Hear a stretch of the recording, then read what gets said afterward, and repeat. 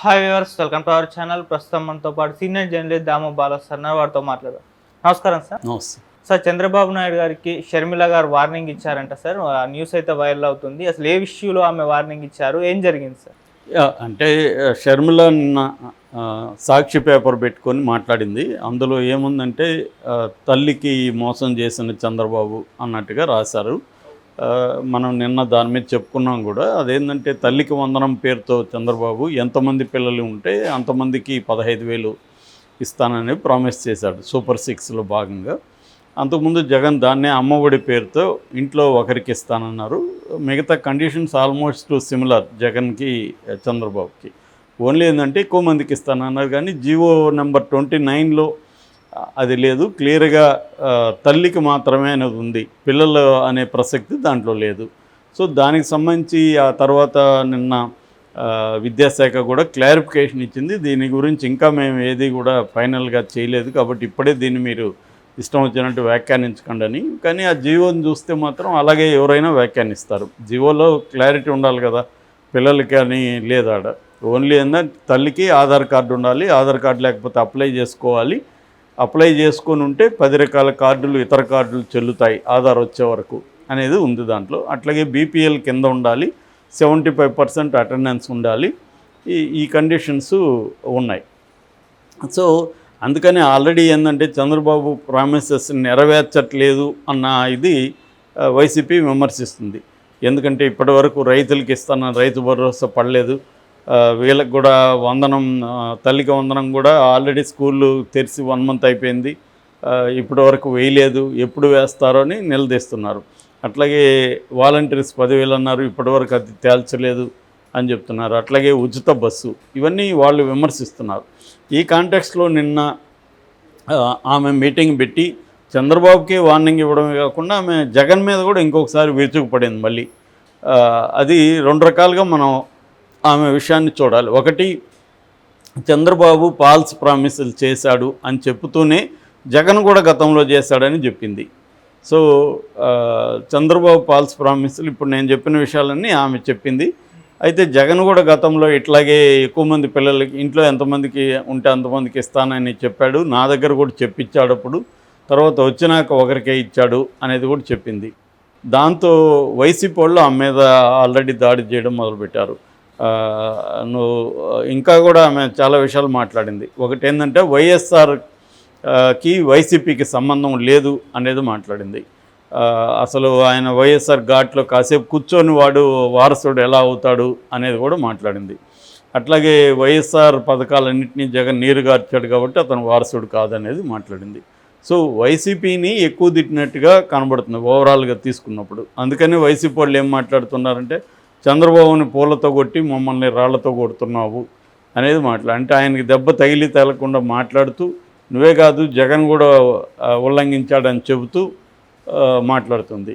జగన్ ఉల్లంఘించాడా లేనది ఇప్పుడు టాపిక్ కాదు.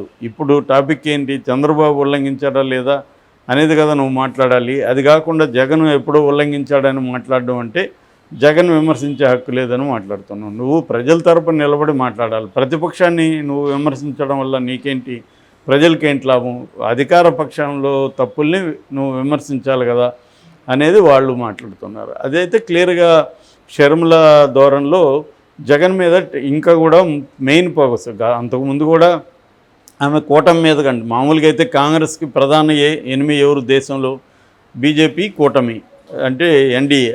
కానీ ఆమె జగన్ మీదే ఫోకస్ చేసింది, ఎన్డీఏ మీద పెద్దగా చేయలేదు. పేరుకేమో బీజేపీ అంటే బాబు, జగన్, పవన్ అని చెప్పింది, కానీ ఫోకస్ అంతా జగన్ మీదే చేసింది. దాని ఫలితం కొంత పనిచేసింది కూడా. జగన్కి యాంటీ వేవ్ క్రియేట్ చేయడంలో, జగన్ సొంత ఇంట్లోనే సొంత చెల్లెలకి అన్యాయం చేయడన్న ఒక నెరేటివ్ జనంలోకి తీసుకుపోవడంలో ఆమె సక్సెస్ అయింది. ఆ మేరకు నష్టం జరిగింది. కానీ ఆ మేరకు ఆమెకేం ఉపయోగం జరగల. ఆమె కోమలో ఉన్న కాంగ్రెస్ పార్టీ చిన్న వేలుని కదపగలిగింది తప్ప ఆమె ఏమీ అంతకంటే సాధించింది ఏం లేదు. గణనీయమైన సంఖ్యలో కాంగ్రెస్లోకి ఎవరు చేరలేదు, ఓట్ షేర్ కూడా పెరగలేదు. దానికి కూడా ఆమె వేరే ఏదో ఎక్స్ప్లెనేషన్ ఇచ్చుకుంది, కసిగా జగన్ ఓడించడానికి వేశారని. ఓకే, వేసి ఉండొచ్చు. ఆ కసిలో కొంతన్నా నీ దగ్గరికి రావాలి కదా, రాలేదు కదా. సో క్లియర్గా ఆమె కాంగ్రెస్కి పెద్ద అసెట్టు కాదు, లయబిలిటీ కూడా కాదు. ఎందుకంటే ఆల్రెడీ అంతకంటే ఎవరు వచ్చినా కాంగ్రెస్ని చంపలేరు కదా, ఆల్రెడీ అది డెత్ బెడ్ మీద ఉంది. దాన్ని చేయి గదిలిచ్చినా గోరు గదిలిచ్చినా కూడా మంచిదే కదా అన్నట్టుగా అధిష్టానం ఉంది. ఎందుకంటే వేరే ఆల్టర్నేటివ్ కాంగ్రెస్కి లేదు. ఇప్పుడు కాంగ్రెస్ పార్టీ కానీ ఇటు చంద్రబాబు కానీ ఏం ఆలోచిస్తున్నారంటే వైసీపీని ఖాళీ చేసేయాలి, వైసీపీలో ఉన్న వాళ్ళందరినీ కాంగ్రెస్లోకి పంపించాలి. ఎందుకంటే తెలుగుదేశంలో తీసుకుంటే బ్యాడ్ నేమ్ వస్తుంది. రెండోది, ఆల్రెడీ తెలుగుదేశంలో ఉన్న వాళ్ళు కూడా దాన్ని ఒప్పుకోరు. గతంలో కేసులు వీళ్ళ మీద దూకుడుగా మాట్లాడిన వాళ్ళందరూ వచ్చేస్తారు కదా, వాళ్ళని తీసుకోవడం అనేది కరెక్ట్ కాదు. రెండోది, అవసరం కూడా లేదు. కాబట్టి తెలుగుదేశంలో లేదు, జనసేన లేదు, బీజేపీ కూడా మినిమం 6 నెలలు మారటోరియం అన్నట్టుగా ఎవరు వచ్చినా మనం చేర్చుకోవద్దు, ఎందుకంటే కేసులు ఉన్నవాళ్ళు ప్రొటెక్షన్ కోసం వస్తారు అన్నట్టుగా అది కూడా డోర్లు క్లోజ్ చేసింది. ఇంకా ఉన్న ఆల్టర్నేటివ్ వైసీపీలో కేసులు ఉన్న వాళ్ళకి ఇంకొకటి ఇబ్బందులు ఉన్న వాళ్ళకి ఆల్టర్నేటివ్ ఏంటి, కాంగ్రెస్లోకి పోవడం. సో కాంగ్రెస్లోకి పోతే గ్యారంటీ ఉందా, అక్కడ చంద్రబాబు గ్యారంటీ ఇస్తున్నట్టుగా చెబుతున్నారు. మీరు కాంగ్రెస్లోకి పోతే మీ మీద నేను కేసులు పెట్టాను, మిమ్మల్ని అరెస్ట్ చేయను, వైసీపీలు ఉంటే మాత్రం చేస్తాను అన్న ఒక సిగ్నల్ వాళ్ళకి వెళ్తుంది. అందుకనే వాళ్ళు కాంగ్రెస్లోకి వెళ్ళడానికి షర్మిల కూడా అట్రాక్ట్ చేస్తుంది. అందుకని షర్మిల ఇప్పుడు కూడా జగన్ మీద ఎందుకు చేస్తుందంటే జగన్ ఇంకా చావు దెబ్బ కొట్టడంలో షర్మిల కూడా తన రోల్ ప్లే చేస్తుంది ఒకటి. రెండవది, కాంగ్రెస్ని బలోపేతం చేయాలంటే ఆమెకి వేరే మార్గం కనబడాల. అంటే వైసీపీని వీకెన్ చేయడం ద్వారా వైసీపీలో ఉండే వాళ్ళని లాక్కోవాలి. సో వైసీపీ ఉండేవాళ్ళు కాంగ్రెస్ బలం చూసో షర్మిల నాయకత్వం చూసి ఎవడు రాడు. వాళ్ళకి ఒకే ఒక కారణం ఏంటంటే వైసీపీలో ఉంటే కేసులు ఎదుర్కోవాలి, ఆర్థికంగా దెబ్బ కొడతాడు చంద్రబాబు. కాబట్టి కాంగ్రెస్లో ఉంటే చంద్రబాబు కొట్టడు అన్న ఒక భరోసా వాళ్ళకి లభిస్తే వాళ్ళు కాంగ్రెస్లోకి వెళ్తారు. అంత తప్ప కాంగ్రెస్ పట్ల ప్రేమో నమ్మకమో ఇంకోటో కాదు. ఎట్లొచ్చినా ఆమెకి సక్సెస్ అయినట్టే కదా. వైసీపీ నుంచి కొంతమందిని కాంగ్రెస్లో చేర్చుకోగలిగితే ఖచ్చితంగా షర్మిలకి ఆ క్రెడిట్ వెళ్తుంది. షర్మిల నాయకత్వంలో కొంత బలపడింది కాంగ్రెస్ అన్న ఇది వెళ్తుంది. ఓకే. కాబట్టి షర్మిల కూడా ఏం చేస్తుందంటే స్ట్రాటజిక్గా ఒకటి, తనకు పర్సనల్ కసి కూడా ఉంది జగన్ మీద, సో దాన్ని తీర్చుకోవాలి. రెండు, పొలిటికల్గా తాను పీసీసీ అధ్యక్షురాలుగా ఉండి ఏం సాధించిందనేది రేపు వస్తుంది. ఇక్కడ రేవంత్ రెడ్డి బ్రహ్మాండంగా కాంగ్రెస్ని అధికారంలోకి తెచ్చి ఎప్పుడు 1966 తర్వాత ఇన్ని సీట్లు రాలేదు, ఎంపీ సీట్లు ఇంత పర్సంటేజ్ 40 పైన పర్సెంట్ మొన్న ఎంపీ ఎలక్షన్లో వచ్చింది, అసెంబ్లీ కంటే ఎక్కువ వచ్చింది పర్సంటేజ్, సీట్లు వచ్చాయి 8. అయినా కూడా దీని మీద కురియన్ కమిటీ వేసింది అధిష్టానం. అంటే ఇక్కడ పూర్ పర్ఫార్మెన్స్ అని చెప్పింది. అంటే ఇదే పూర్ పర్ఫార్మెన్స్ అయితే అది పరిస్థితి ఏంటి ఆంధ్రప్రదేశ్లో? కాబట్టి ఏంటంటే షర్మిల ప్రూవ్ చేసుకోవాల్సిన అవసరం ఉంది. ఇప్పుడంటే నాకు ఎక్కువ టైం లేదు, మొన్నే వచ్చాను, సో 1% కూడా లేని కాంగ్రెస్కి 2% తీసుకురాగలిగాను కదా అనేది ఆమె చెప్పుకోవడానికి అంత పనికి వస్తుంది. కానీ ఇది సరిపోదు. ఇప్పుడు ఆమె రిజల్ట్ చూపించాలంటే కాంగ్రెస్ స్ట్రెంగ్త్ పెరగాలి. సో వైసీపీని ఖాళీ చేసి వైసీపీలో నుంచి కాంగ్రెస్లోకి మనుషులను తీసుకురావాలి. దానికి చంద్రబాబు కూడా హెల్ప్ చేస్తాడు.